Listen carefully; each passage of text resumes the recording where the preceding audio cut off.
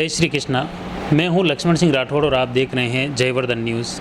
आज श्री द्वारकाधीश मंदिर कांकरोली तृतीय पीठ प्रन्यास का जो मंदिर है, यहाँ पर मुख्य रूप से आज 15वें गादीपति के रूप में डॉक्टर वागीश कुमार ने उनका राज तिलक परंपरानुसार हुआ। तृतीय पीठ प्रन्यास की परंपरा के तहत यहाँ अब तक 14 गादीपति रहे हैं, जिसमें मुख्य रूप से ब्रजेश कुमार महाराज का पिछले दिनों 27 फरवरी को उनका देवलोक गमन हो गया था। तब से यह गादी खाली थी और विधिवत और परंपरा के तहत आज मंदिर परंपरानुसार बैंड की सुर मधुर स्वर लहरियों के बीच में, जयकारों के बीच में, श्री द्वारकाधीश प्रभु के जयकारों के साथ ही सुरक्षा कर्मियों द्वारा फायर करके सलामी दी गई और इसके साथ ही उन्होंने गादी ग्रहण की। हमारे साथ में कार्यकारी अधिकारी विनीत जी सनाडे हैं, उनसे जानते हैं कि ये मंदिर की परंपरा क्या है, कितने वर्षों पुरानी परंपरा है, जो आज राज तिलक हुआ है, जो गादी तिलक हुआ है, उसके बारे में भी जानते हैं कि आखिर ये परंपरा कितने पुरानी है और आज उसको किस तरह से निर्वहन किया जा रहा है। जय द्वारकाधीश। समस्त कांकरोली नगर जन और पुष्टि सृष्टि के जितने भी वैष्णव जन हैं, उनके लिए आज का दिन बहुत बड़ा दिन है, क्योंकि आज एक तो जन्माष्टमी है और जन्माष्टमी के साथ आज हमें हमारे इस पीठ के नए पीठाधीश्वर मिल गए हैं, साथ ही कांकरोली नगर को उनके नए राजा मिल गए हैं। आज से प्रभु द्वारकाधीश मंदिर के नए पीठाधीश्वर डॉक्टर वागीश कुमार जी गोस्वामी महाराष्ट्री होंगे, साथ ही कांकरोली के राजा, क्योंकि मैं बार बार ये शब्द इसलिए दोहरा रहा हूँ क्योंकि कांकरोली जो है एक स्वतंत्र स्टेट के रूप में घोषित महाराणा काल से हुआ था और यहाँ के जो भी पीठाधीश्वर होते हैं उनको कांकरोली नरेश की जो संज्ञा है वो दी जाती है और उसी से वो संबोधित होते हैं। तो कांकरोली नरेश डॉक्टर वागीश कुमार जी गोस्वामी का आज विधि विधान के साथ पारंपरिक रूप से गादी तिलक किया गया, जिसमें मंदिर के जो प्रधान मुखिया जी हैं श्री रामचंद्र जी साचीहर, उन्होंने गादी बालकृष्ण लाल जी की जो गादी जी है वहाँ पर उनको विराजित करके उनका विधिवत रूप से तिलक किया। उसके बाद मंदिर के अधिकारी श्री भगवती लाल जी पालीवाल द्वारा मंदिर के जूमका जी, जिसको हम चाबियां बोलते हैं आज की भाषा में, उसको सुपुर्द किया और सारे मंदिर के जितने भी कर्मचारी थे, मंदिर के ट्रस्टीगण, उन सब ने उनको प्रणाम किया, बधाई दी, भेंट अर्पण की, शुभकामनाएं दी। द्वारकाधीश मंदिर के बैंड द्वारा सुमधुर लहरियां बिखेरी गई और द्वारकेश घाट द्वारा उनको बंदूकों की सलामी दी। ये परंपरा आज आधुनिक युग में भी जो निभाई जा रही है, कहीं एक राजसी ठाट बाट की परंपरा इसमें देखी गई। ये एक पुट जो नज़र आया वो एक देखिए, मंदिर जो है वो अपनी सांस्कृतिक और अपनी वैभवशाली परंपरा के लिए जाने जाते हैं। अगर बात तीसरे घर की करूं तो इसमें थोड़ा सा इसका महत्व इसलिए ज़्यादा बढ़ जाता है क्योंकि ये उदयपुर राजघराने का गुरुघर है। तो इसमें जो राजसीपन है वो शुरू से ही, जब से उदयपुर राजघराने ने अपना गुरुघर इस तीसरे घर को घोषित किया है, तब से ही जुड़ा हुआ है। हमारा कोई भी आयोजन हो उसमें ठाकुर जी का जो राजसीपन है वो तो आता ही है, उसमें मेवाड़ राजघराने की जो राजसी शाही ठाट बाट है उसका भी हमको नमूना देखने को मिलता है। तो आज भले ही छोटे रूप में हमने इस गादी तिलक को किया है, लेकिन पारंपरिक रूप से जो जो विधियां यहाँ अपनाई जानी थी वो सारी विधियों को हमने यहाँ अपनाया है। एक मेरा सवाल ये है कि ब्रजेश कुमार जी महाराज के कार्यकाल में ये देखा गया कि तृतीय पीठ के जो मंदिर बने, देश विदेश तक, अमेरिका तक जो ये विख्यात और ख्याति मिली, उसको लेकर किस तरह से उनका कार्यकाल कैसा रहा, क्या विस्तार मिला वो?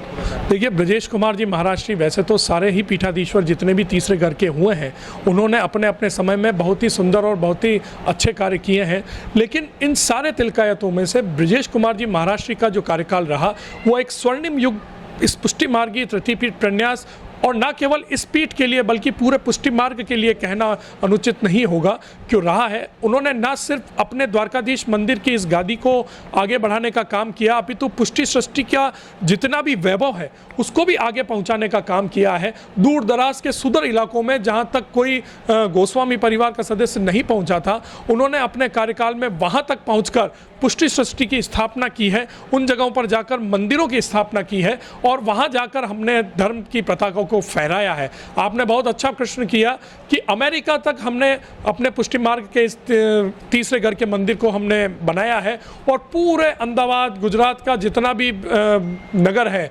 महाराष्ट्र के नगर हैं, एमपी के नगर हैं, ये सारे अलग अलग राज्य जो हैं उन सब में पुष्टि संप्रदाय के तीसरे घर के जो मंदिर हैं उन्होंने स्थापित किए हैं। मैं ये कहूँ कि लगभग 150 से ज़्यादा मंदिर आज की तारीख में पुष्टि संप्रदाय के पूरे भारतवर्ष में तीसरे घर से जुड़े हुए मंदिर स्थित हैं। ये कांकरोली का ये मुख्य मंदिर है, मुख्य रूप से जो गादी मंदिर कहें तो यही है मुख्य। जी बिल्कुल, जो कांकरोली का जो ये मुख्य मंदिर है ये पुष्टि संप्रदाय तीसरा पीठ का मेन मंदिर है और इसी मंदिर के साथ इसी के अकॉर्डिंग सारी व्यवस्थाएं जो हैं पुष्टि संप्रदाय तीसरे घर से जुड़ी हुई जितने भी मंदिरों की व्यवस्था है, सेवा प्रणाली है, वो यही के हिसाब से संचालित होती है। जैसा आपने बताया कि यहाँ मंदिर के जो मुखिया जी थे रामचंद्र जी सांचियर ना, उन्होंने राज तिलक किया, उन्होंने गादी का तिलक किया था, तो ये क्या परंपरा है, ये किस तरह से मंदिर का संचालन, मंदिर में क्या क्या पद और है, प्रभु के श्रृंगार, प्रभु के सेवा में कौन कौन लगे रहते हैं, ये थोड़ा सा परंपरा के बारे। देखिए मंदिर का जो सबसे महत्वपूर्ण पद है वो है मुखिया जी का पद। महाराष्ट्र के बाद अगर किसी का नंबर आता है तो वो मुखिया जी का नंबर आता है। मुखिया जी नंद बाबा के रूप में ठाकुर जी को सेवित करते हैं और महाराष्ट्री यशोदा मैया के भाव से ठाकुर जी को सेवित करते हैं। तो ये जो जोड़ी है मुखिया जी और महाराष्ट्री की, ये वो एक दूसरे के पूरक के रूप में ठाकुर जी को सेवित करते हैं। इसके बाद नंबर आता है मंदिर के अधिकारीगण का। जो मंदिर के मुख्य अधिकारी होते हैं वो एक बहुत महत्वपूर्ण पद हमारा होता है। ट्रस्ट जो है हमारा, ट्रस्ट के जितने भी ट्रस्टी हैं मंदिर की व्यवस्थाओं को संचालित करने में, मंदिर की सारी जो दूसरी चीज़ें हैं उनको संचालित करने में उनका महत्वपूर्ण स्थान रहता है।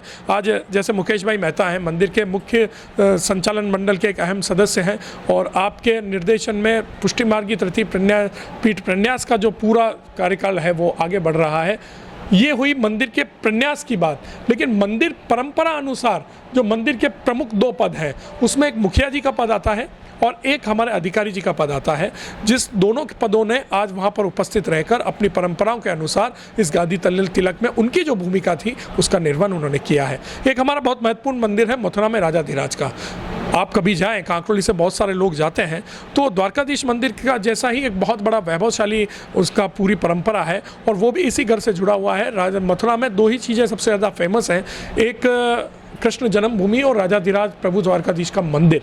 तो आप कभी जाएं तो वहाँ भी दर्शन जरूर करें। एक मुख्य रूप से परंपराएं बताई आपने, ये बताई, लेकिन इतना बड़ा उत्सव था, इतना बड़ा कार्यक्रम था, तो ऐसा नहीं लगा ये कार्यक्रम बहुत संक्षिप्त रहा, बहुत शॉर्ट रहा? इसमें आपके पुष्टि परंपरा से जो रिलेटेड जो मेंबर हैं, सदस्य हैं, प्रबुद्धजन हैं, शहरवासी हैं, कहीं वो इस उत्सव में शामिल नहीं हुए? देखिए आपने बहुत अच्छा सवाल किया और मैं इसका ज़रूर जवाब देना चाहूँगा। देखिए ब्रजेश कुमार जी महाराष्ट्र की मृत्यु 27 फरवरी को हो गई, उसके बाद से गादी हमारी खाली चल रही है। कुछ ना कुछ व्यवस्थाएं ऐसी आ रही हैं कि हम गादी तिलक का कोई बड़ा आयोजन कर नहीं पा रहे हैं। अभी आपने देखा कि अधिक मास का एक मनोरथ था बहुत बड़ा, अधिक मास में कोई भी शुभ काम हो नहीं सकता। उसके बाद सावन हुआ, उसके बाद जो मुहूर्त जो हमको देखा है तो मुहूर्त वो दिवाली के बाद जा रहा है और शॉर्ट टाइम में कोई बड़ा मनोरथ हम कर नहीं सकते। अभी हमारी बहुत बड़ी व्रज यात्रा एक निकलने वाली है जो 25 सितंबर से आरंभ होकर 28 अक्टूबर 29 अक्टूबर तक वहां पर ब्रज में चलेगी, जिसमें महाराष्ट्री अपने पूरे परिवार के साथ 8 से 10 हज़ार वैष्णवों के साथ 84 कोस की पैदल व्रज यात्रा करने वाले हैं। इस बीच में हमारे पास कोई मुहूर्त था नहीं। आज हमारे ट्रस्ट मंडल ने, हमारे अधिकारी जी ने, मुखिया जी ने, राजमाता ने यह तय किया है कि आज क्योंकि जन्माष्टमी है और आज अबूझ मुहूर्त कहलाता है, आज किसी भी समय किसी भी घड़ी हम कोई भी शुभ कार्य कर सकते हैं और पुष्टि संप्रदाय में जन्माष्टमी से बड़ा कोई उत्सव होता नहीं है। इसलिए प्रतीकात्मक रूप से भले ही हमने आज पारंपरिक रूप से सारी विधियां संपन्न की हों, लेकिन मैं कांकरोली नगर की जनता को, मीडिया कर्मियों को और आपके सारे दर्शकों को एश्योर करता हूं हमारे अधिकारी जी और हमारे ट्रस्टी महोदय के बिहाफ पे कि जैसे ही दिवाली आएगी और दिवाली पर हम एक बहुत बड़ा गादी उत्सव यहाँ पर आयोजित करेंगे, जिसमें उदयपुर राजघराने के सारे सदस्य होंगे, कांकरोली नगर के प्रबुद्धजन होंगे, मीडिया कर्मी होंगे, हमारे इस पुष्टि संप्रदाय के, हमारे इस परिवार से जुड़े जितने भी पारिवारिक जन हैं वो उपस्थित होंगे और एक बहुत अच्छा कार्यक्रम जिसमें ठाकुर जी के भी मनोरथ हम आयोजित करेंगे। कुछ साथ में मुख्य रूप से मैं पीठाधीश्वर के बारे में जानना चाहता हूँ। 15वें पीठाधीश्वर ये थे, तो इससे पहले कौन कौन थे पीठाधीश्वर? देखिए ब्रजेश कुमार जी महाराष्ट्र इससे पहले पीठाधीश्वर थे, उससे पहले ब्रजभूषण लाल जी महाराष्ट्र पीठाधीश्वर थे, उससे पहले एक बहुत लंबी फहरिस्त है, मैं आपको उसकी लिस्ट उपलब्ध करवाऊंगा। कहूँगा। लेकिन जो सबसे पहले पीठाधीश्वर इस घर के हुए हैं गोस्वामी श्री बालकृष्ण लाल जी महाराज श्री, जिनको जो विठलनाथ जी गुसाई जी के तीसरे पुत्र थे और उनको प्रभु द्वारकाधीश का स्वरूप प्राप्त हुआ और उनसे इस घर की स्थापना हुई और वहाँ से ये परंपरा, ये वंश आगे बढ़ा, जो आज वर्तमान नए पीठाधीश्वर कांकरोली नरेश डॉक्टर वागीश कुमार जी महाराज श्री के गादी तिलक के बाद नई परंपरा के रूप में, नए इतिहास के रूप में आगे बढ़ रहा है। बिल्कुल, बहुत धन्यवाद। इसका हमारे साथ में भी ट्रस्टी मुकेश जी हैं, उनसे भी जानते हैं कि इस उत्सव में शामिल होकर आपको कैसा लगा। हम तो बहुत दिनों से राह देख रहे थे कि गादी तिलक का उत्सव हो, मगर जैसे पहले विनीत जी ने बताया कि भाई हमारी थोड़ी सी मुश्किलें थी और बीच में फिर आ गया अधिक मास, श्रावण मास, तो हम जो उत्साह से वो करना चाहते थे वो जल्दी नहीं कर सके। मगर हमने बताया कि दीपावली के बाद जब हमारी व्रज यात्रा ख़त्म हो जाएगी, बाद में बड़ी धूमधाम से हम ये उत्सव मनाएंगे और सभी को हम शामिल करेंगे। मेवाड़ के राजघराने के साथ हमारा जो गुरुघर है और वहाँ भी जब मेवाड़ में राजा के घर पे भी कोई उत्सव होता है तो हमारे महाराष्ट्री वहाँ जाते हैं और तिलक करते हैं। इसलिए मेवाड़ घराने के साथ और हमारे महाराष्ट्र का जो संबंध है बहुत बढ़िया रहा है और इसी तरह हमारी ये सेवा चलती रही है।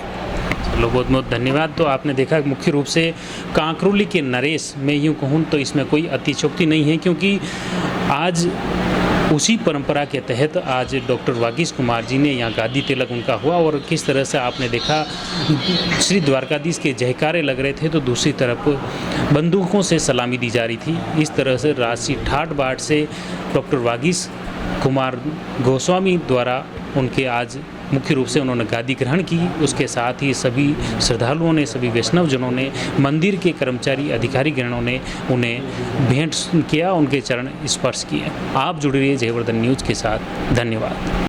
The Maruti Nandan grand, Nathdwara स्थित एकमात्र ultra luxurious 5 star hotel. Rajsamand जिले की एकमात्र 5 star hotel the Maruti Nandan grand में भोजन की स्वादिष्ट थाली अब सिर्फ 290 रुपए में। श्रीनाथ जी की नगरी नाथद्वारा में इस सुनहरे अवसर का आनंद अवश्य उठाएं।